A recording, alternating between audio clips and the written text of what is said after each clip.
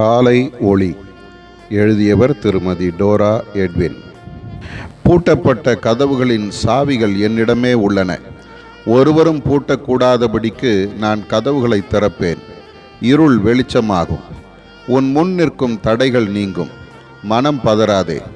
என் சத்தம் கேட்டு கீழ்ப்படி. ஆவியானவரின் வல்லமை அபரிமிதமாய் உன்மேல் இறங்கும். புதிய வழிகள் உனக்கு பிறக்கும். கொஞ்சத்தில் உண்மையாயிரு.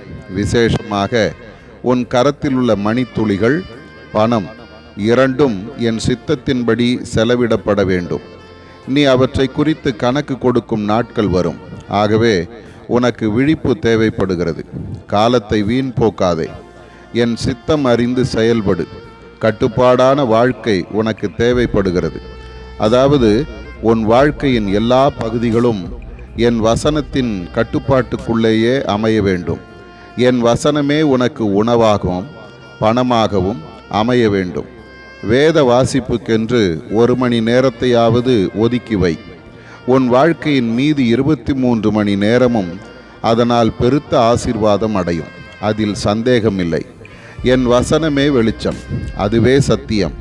இவ்வுலகத்தின் சக்தி வாய்ந்த எல்லாவற்றை பார்க்கிலும் அதிக சக்தி வாய்ந்தது என் வசனமே. அதன் வல்லமை குறையாதது. ஆதார வசனம் ஆராய்ந்து முடியாத பெரிய காரியங்களையும் எண்ணி முடியாத அதிசயங்களையும் அவர் செய்கிறார். யோபு 9:10.